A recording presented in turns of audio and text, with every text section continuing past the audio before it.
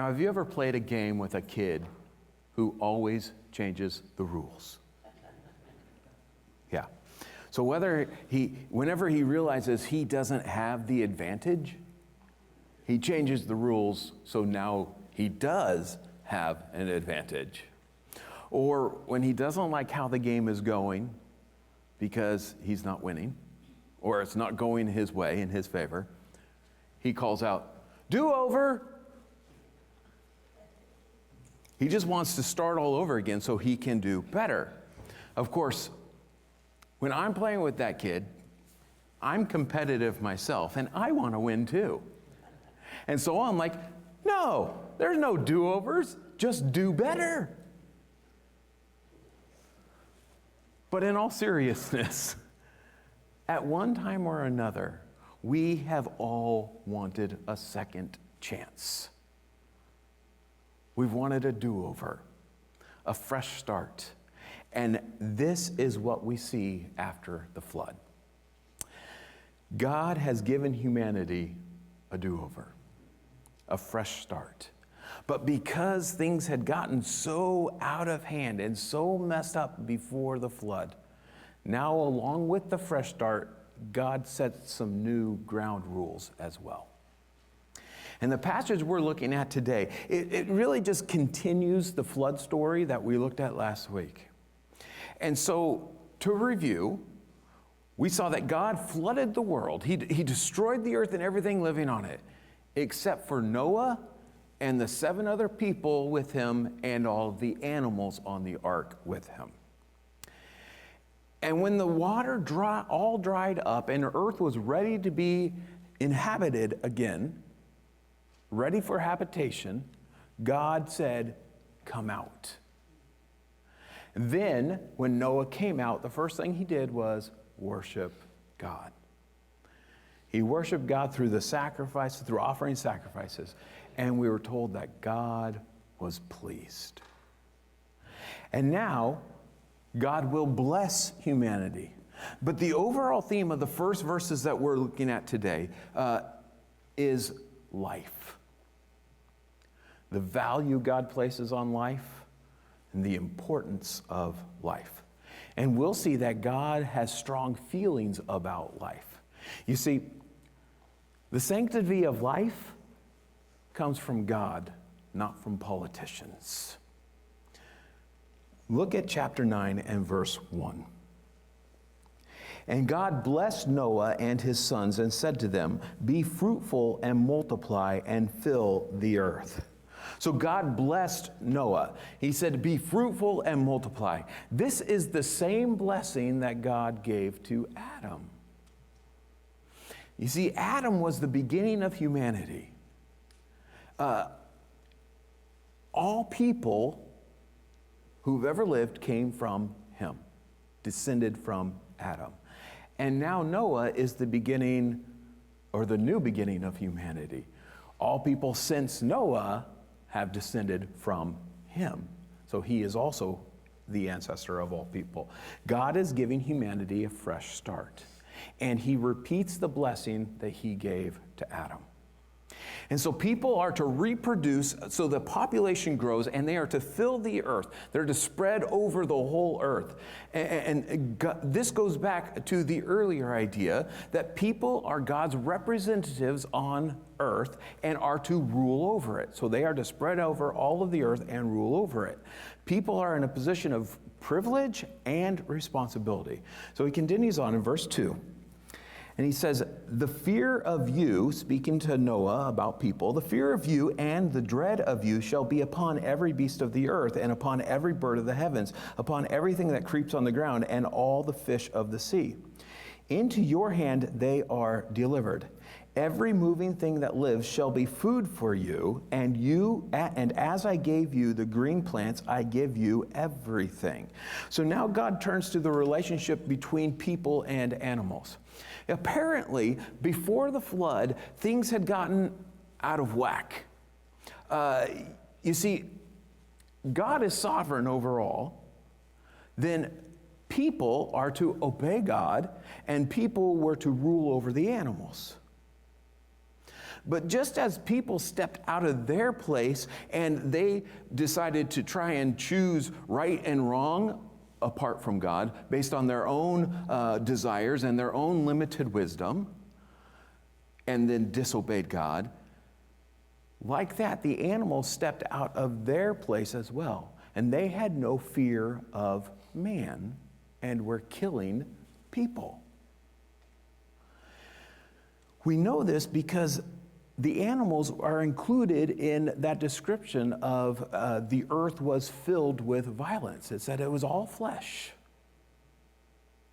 And we're going to see that there is going to be a new consequence for animals killing people. But now, what happens is God says that he will put the fear of man in those animals. This is why animals keep their space. They keep their distance from people now. They're leery of people. They're hesitant to get too close. But this fear is part of God giving the animals into people's hands, under their rule. He's making sure that animals know their place and that man is higher than they are. But along with that, God gives people the right to eat animals. In other words, we can kill them for food. Just like the plants were given to people for food, now animals are also given to people for food. So that means being a vegetarian isn't more biblical than being a carnivore or eating meat. And I'm glad about that because I like meat. But even though people are over the animals and can eat meat, can eat animals, God adds an important stipulation. Look at verse 4. He says, "But you shall not eat flesh with its life, that is, its blood." People are not to eat the animal's blood. And so that is why we drain the blood out of meat before we eat it. Now, why? Why does God make this rule? It's because there's a close connection between blood and life. In fact, in Leviticus, it says the life is in the blood. So there's a close connection between life and blood. Life is in the blood. Blood gives life to the body, whether we're talking about animal life or human life. And so the blood represents the life of the animal. And life is given by God, and this is significant. And so you don't eat the blood in order to show respect for the animal's life. And God places a high value on all life. Even though he allowed us to eat animals, we are to be respectful and treat them with value because life is sacred. That also means that we are not to kill animals just for fun. We shouldn't be savage about it. With this stipulation, God is restraining violence. And he's requiring that we respect life. He continues on verse 5. "And for your lifeblood," speaking again to Noah about people, "for your lifeblood I will require a reckoning. From every beast I will require it, and from man, from his fellow man I will require a reckoning for the life of man. Whoever sheds the blood of man, by man shall his blood be shed. For God made man in his own image."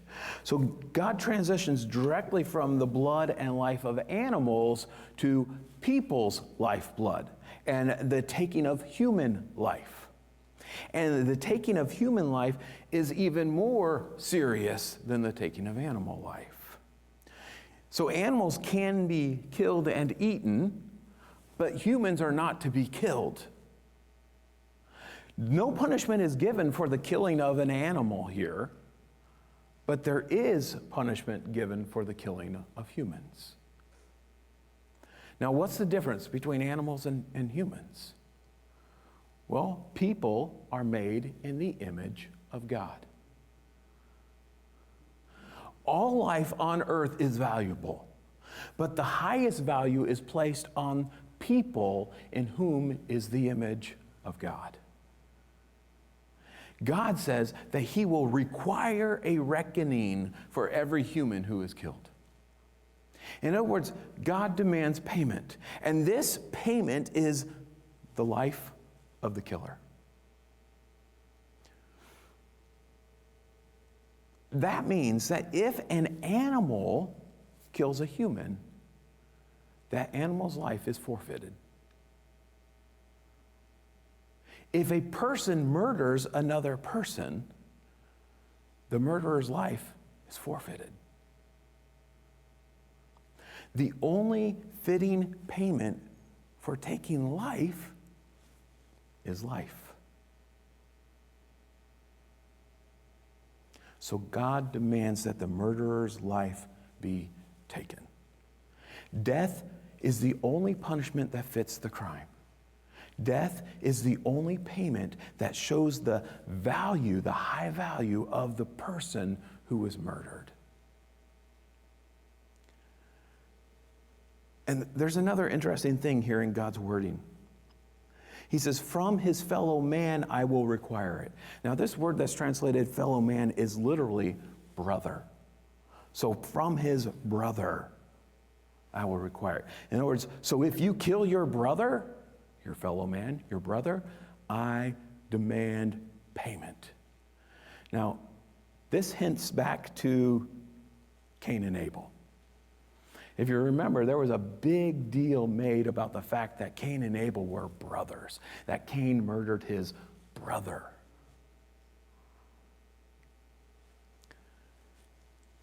And in what we've just been reading, we've just read that all people are related. We're all brothers and sisters. We're all related. And so this is just another layer of expressing how valuable people are and how serious it is to kill someone. Now it's interesting because you may be thinking, well, God didn't put Cain to death, and that's true. But now God requires it. You see, without this, the world spiraled into unchecked violence and killing.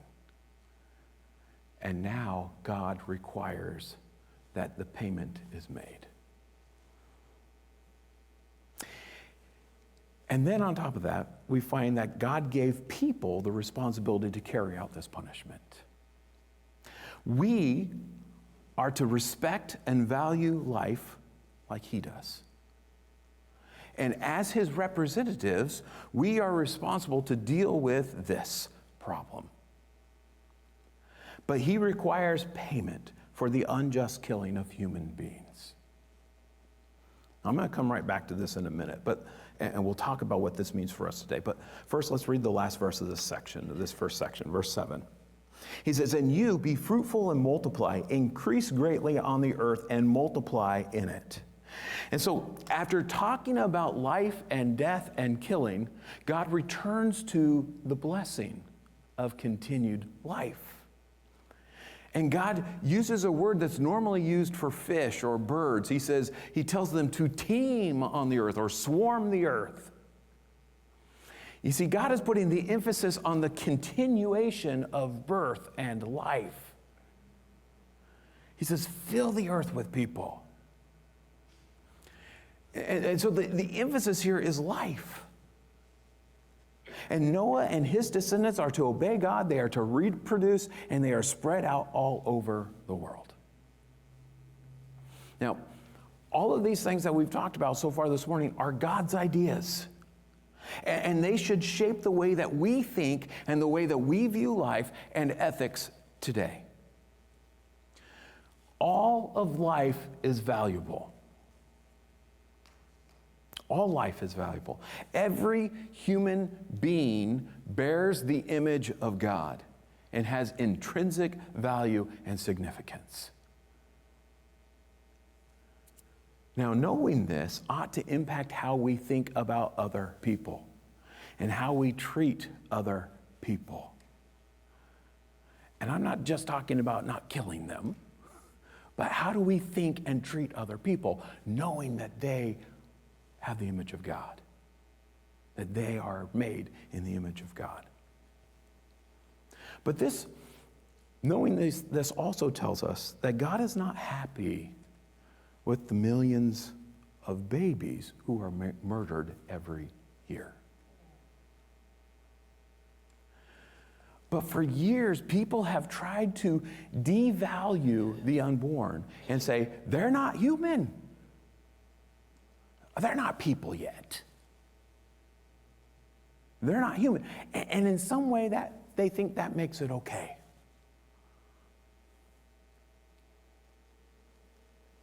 But it's just not right. And God said, I will require a reckoning. This is not a political issue. This is a moral issue. And it's no small thing. But I want us to think about this. How can we as Christians, how can Christians help stop this injustice, this murder? What can we do in our current situation to help? Well, I got just a few ideas. For one, we could speak up. Or maybe we support financially or volunteer at pregnancy crisis centers.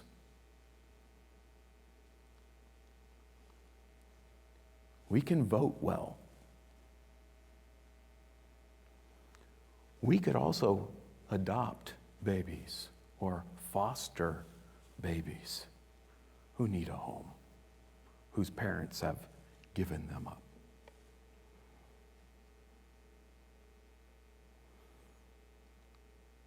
But as Christians, I think we should be doing something.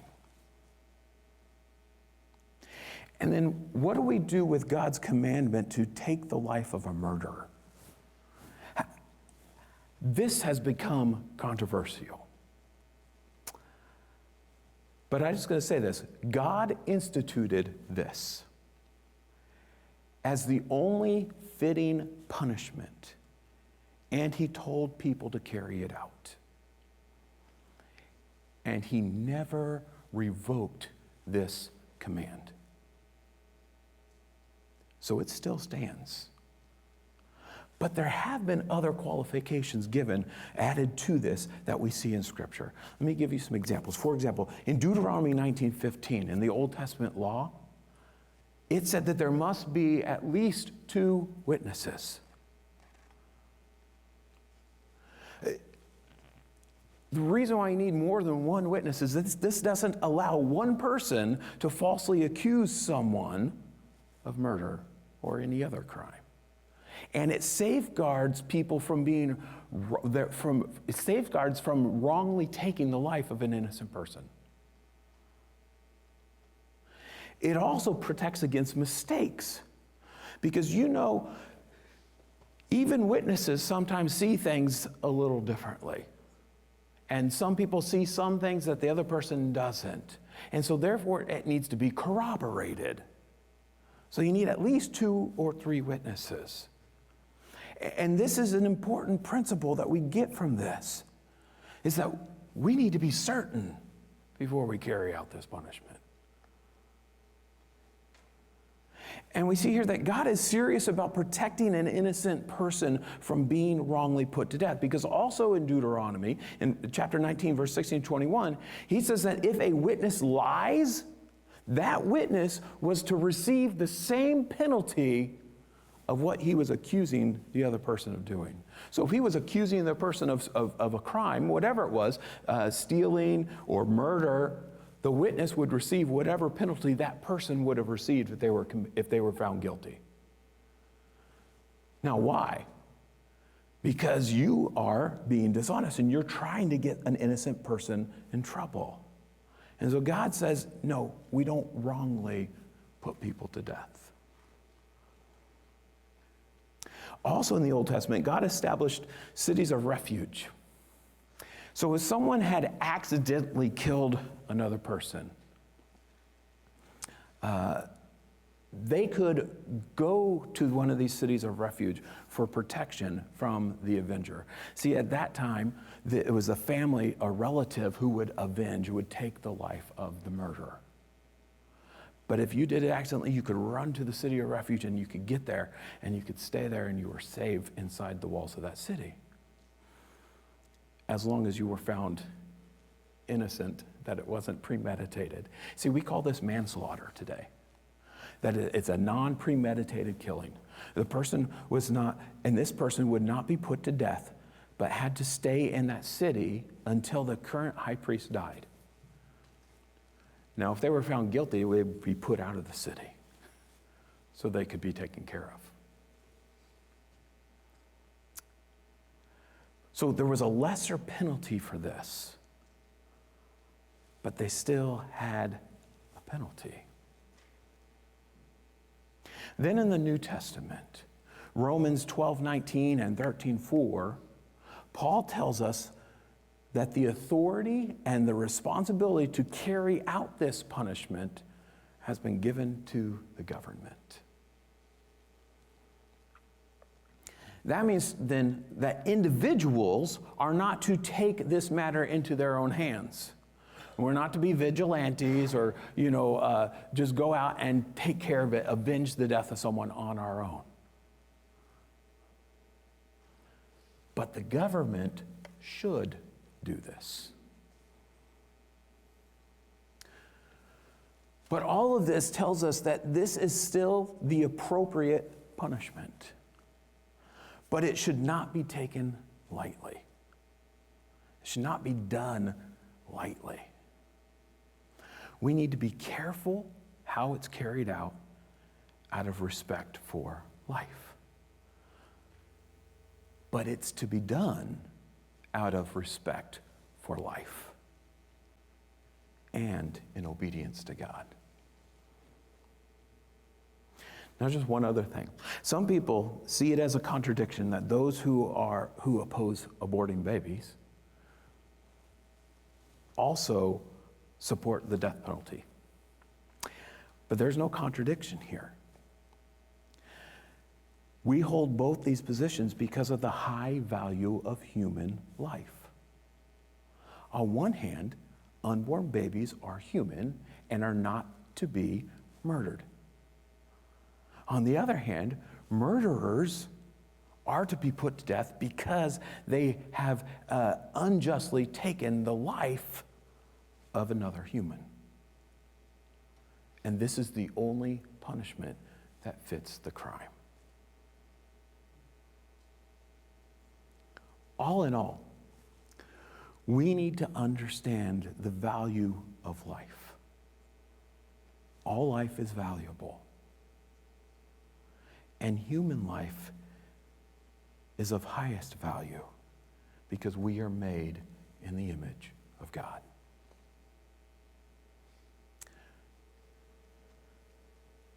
But now, after dealing with the violence issue, God gives a promise.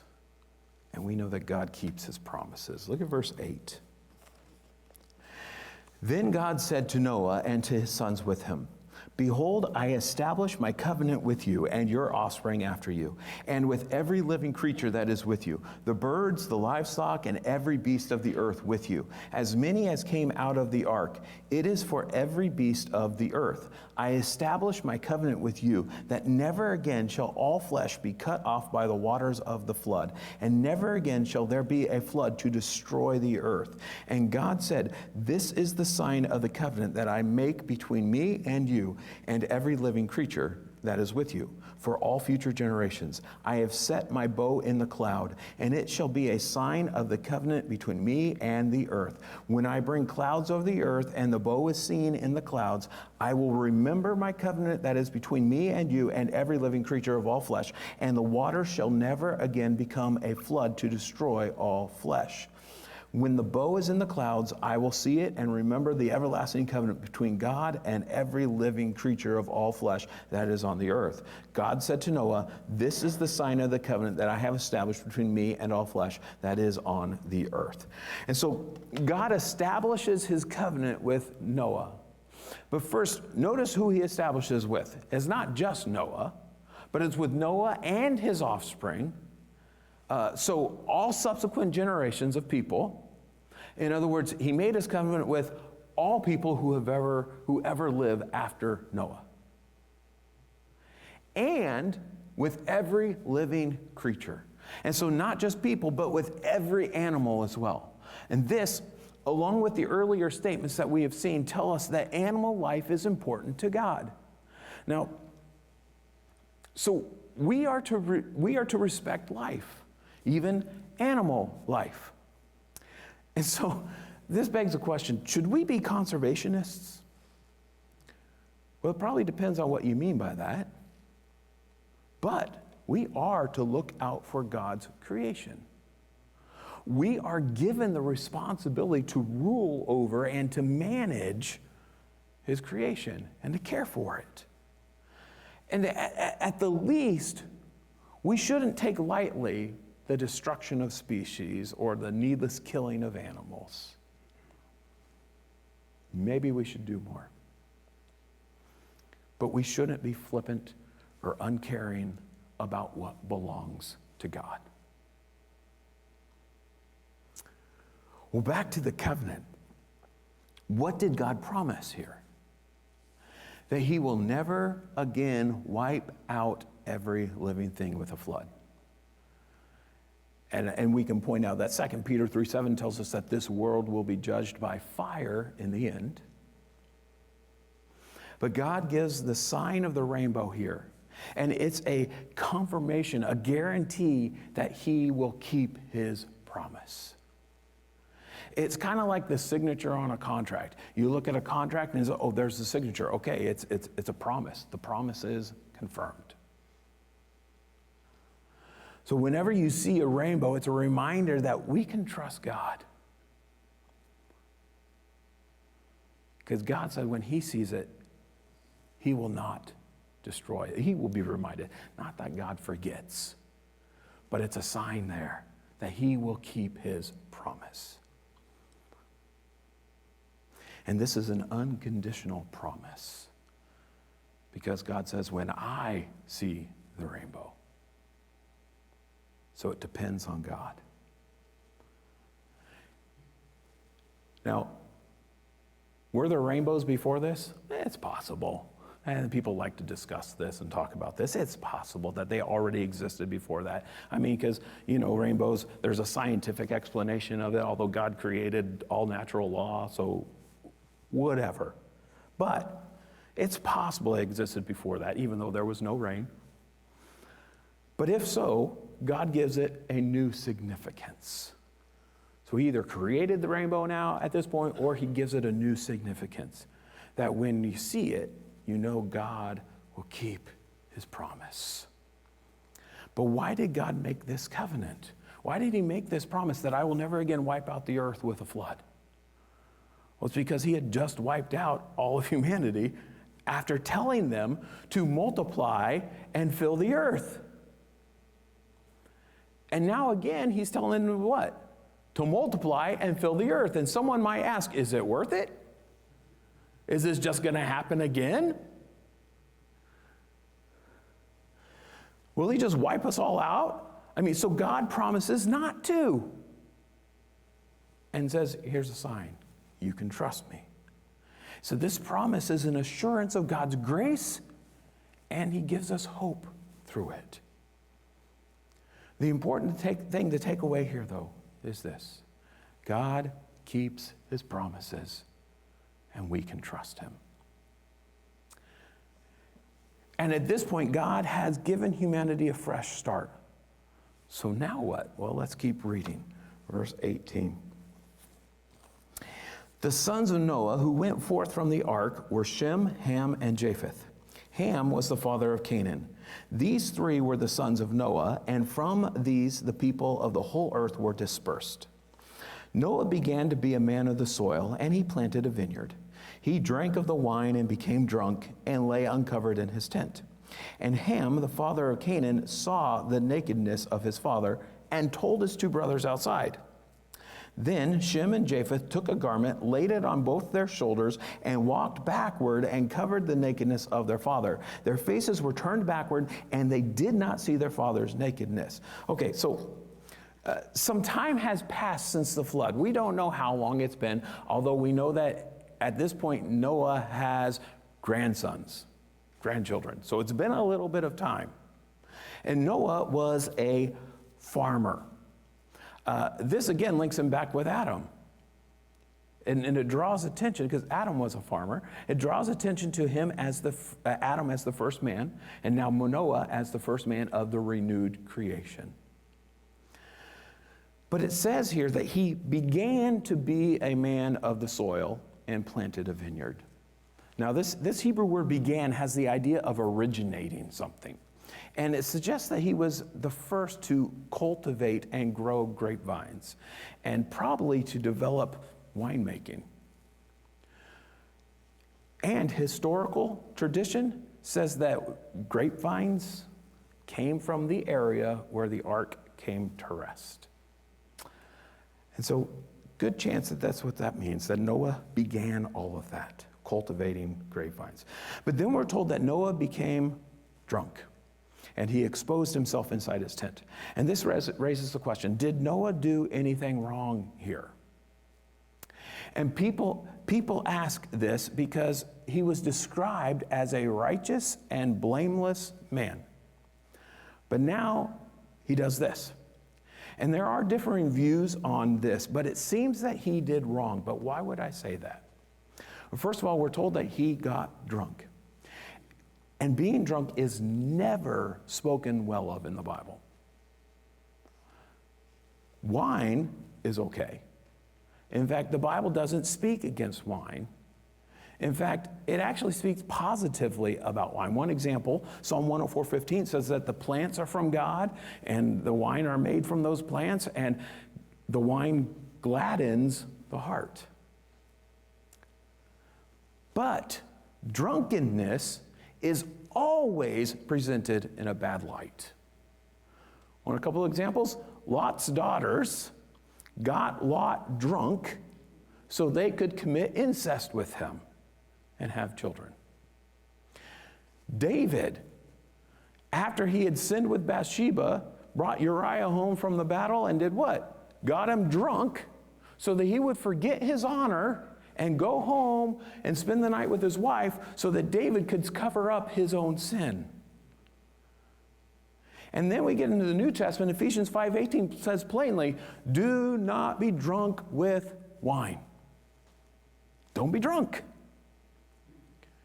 And so it seems that this would not be a good thing, that he did wrong. Then we're told that he uncovered himself. Now this is a little less clear, but it still appears that he did wrong in this. I mean, in the scriptures, nakedness has bad connotations ever since the fall. When Adam and Eve sinned and realized they were naked and covered themselves, they hid. They had shame. And nakedness has had has had negative connotations ever since. Because nakedness, it brings shame and it brings vulnerability, and it implies immodesty, and it often leads to immorality. Now in Noah's case, at least it was in private. He was inside his tent. However, his two sons, they still felt the need to cover him up. And they made sure not to look at him when they did it. Now, the thing is, in our society, our culture is not modest. And so we have trouble understanding this value of modesty and this view of morality. It sounds strange to us, and we often would say, that's no big deal. But the implication here is that it is an issue. And so, yes, even righteous, blameless Noah did wrong. But that shouldn't be a surprise to us because even godly people are vulnerable to sin. We are all vulnerable to sin. And so we must be careful and watch out for temptation and flee temptation. But while Noah is in his tent, his son Ham saw him. Now, this word saw means more than he just caught a glimpse of him or that he just happened to see him. But this word saw means to look at. It has the idea of lingering. In other words, this was an immoral and perverse act by Ham. Whether it was a sexual look or a mocking look, either way, it was a wrong look. And either way, it dishonored his father. And then his father, then he furthered that dishonor by telling his brothers. He brought shame upon his father. Well, then the other two brothers, they honored their father. They were careful not to disgrace him any further by looking at him, and they covered him to protect him from any further disgrace. And they could have just joined in with Ham and laughed along with him, or even just ignored what Ham said and did. But they actually went and made things right. How do we respond when there's a moral choice to make like that? When we have a moral choice to make.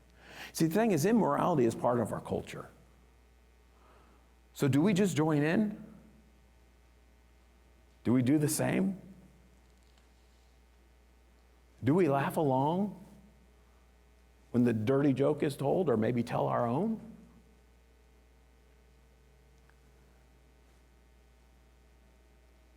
And when we can do something about it to make things right, do we? Or do we just ignore it? This is an issue of godly character. Your actions reveal who you are or what kind of person you are. Let's continue reading verse 24. When Noah awoke from his wine and knew what his youngest son had done to him, he said, "Cursed be Canaan, a servant of servants shall he be to his brothers." He also said, "Blessed be the Lord, the God of Shem, and let Canaan be his servant. May God enlarge Japheth, and let him dwell in the tents of Shem, and let Canaan be his servant." After the flood, Noah lived 350 years. All the days of Noah were 950 years, and he died. So Noah found out what Ham had done. Now, how did he find out? We don't know. Maybe he kind of remembered it.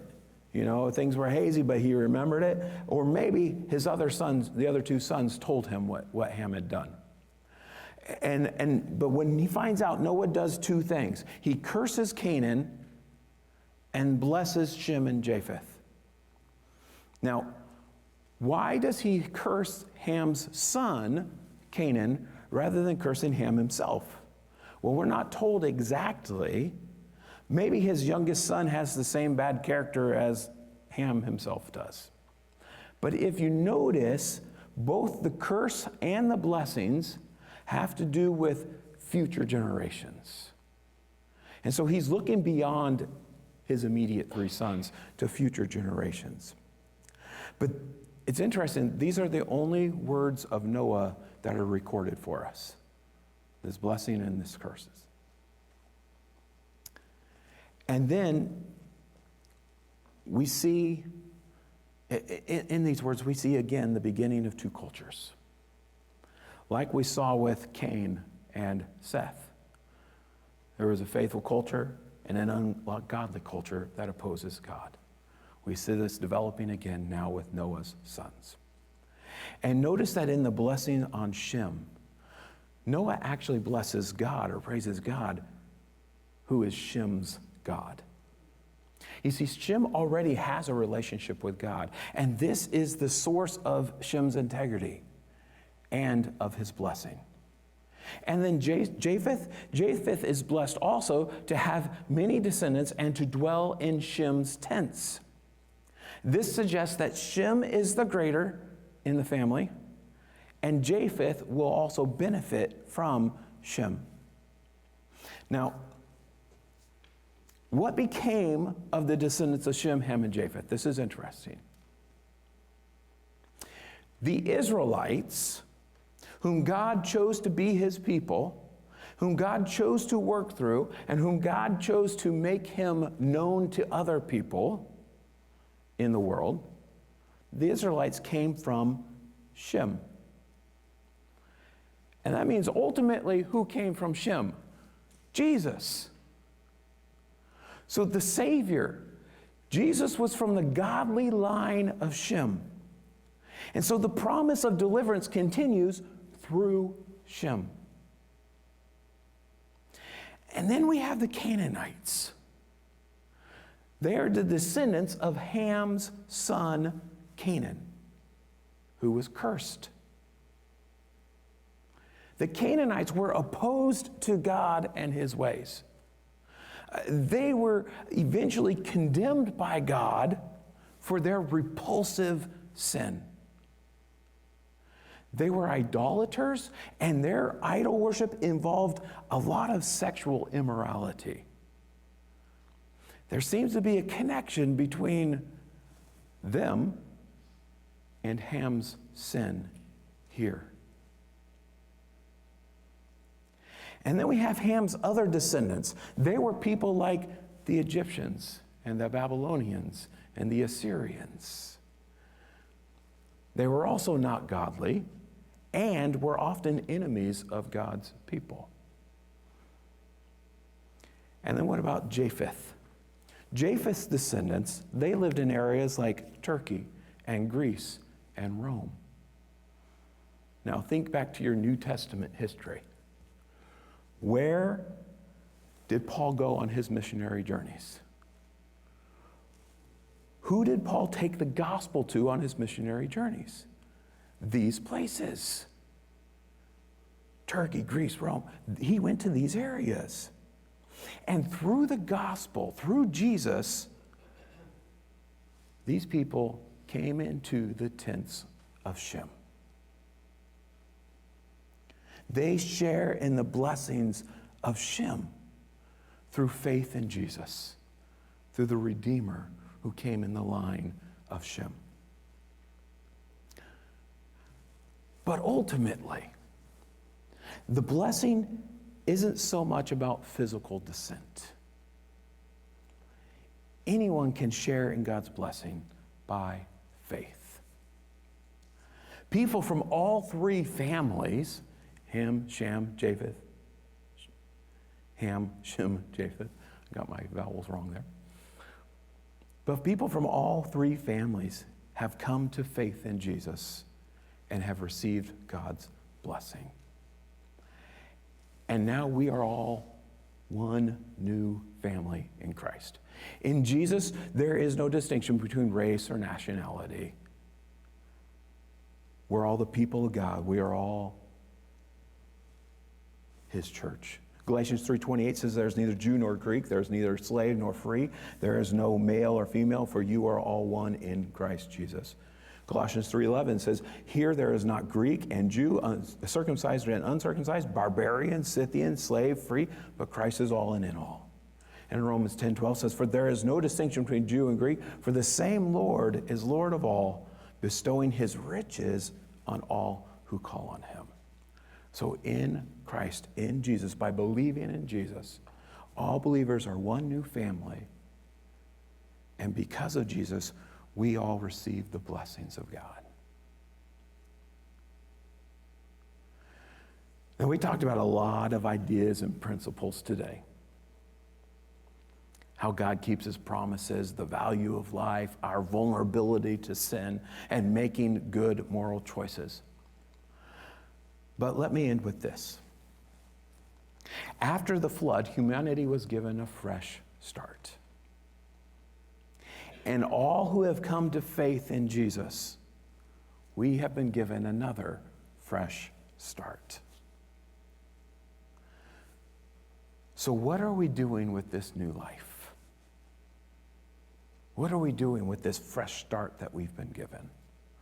Are we doing right? And are we living for God? Or are we sinking to the level of our ungodly culture? And what difference are you and I making in this world? Every day is a fresh start. It's another day to live for Jesus and to make him known.